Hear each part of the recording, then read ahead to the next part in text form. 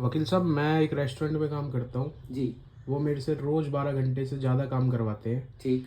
और मुझे सिर्फ वो ही सैलरी मिलती है जो जो। आपको प्रॉमिस की गई होगी। जी।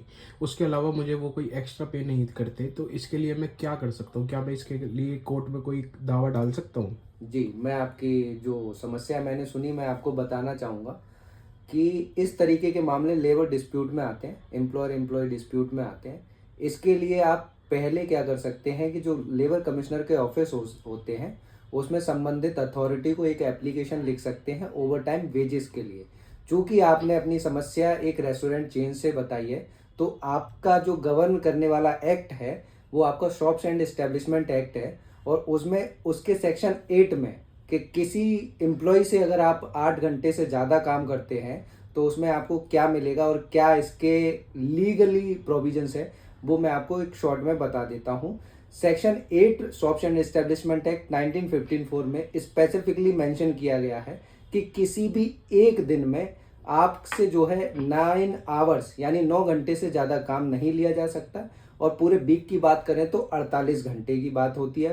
पर उसी के जो है एक सब क्लॉज की बात की गई है कि अगर ऐसा कुछ होता है कि स्टॉक आ रहा है, बहुत सारी चीज़ होती है, जैसे आपने रेस्टोरेंट बताया उसमें काफ़ी रॉ मटेरियल्स आ रहा है या क्या कहते हैं अकाउंट्स का काम करना है, तो वहाँ पे आप थोड़ा सा एक्स्ट्रा काम ले सकते हैं।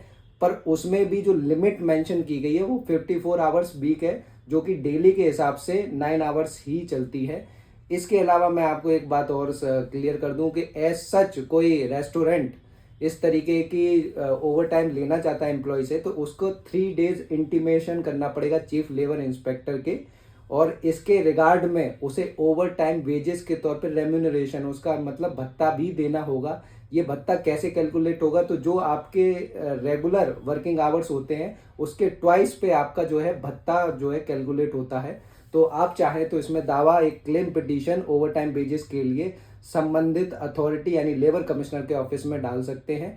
ऐसी ही अगर किसी भी एम्प्लॉय की कोई ऐसी जानकारी है जिसमें वो लेबर डिस्प्यूट इलीगल टर्मिनेशन हुआ या फिर उसके मिनिमम वेजेस नहीं दिए जा रहे हैं, ऐसी कोई जानकारी के लिए आप हमसे संपर्क कर सकते हैं। धन्यवाद।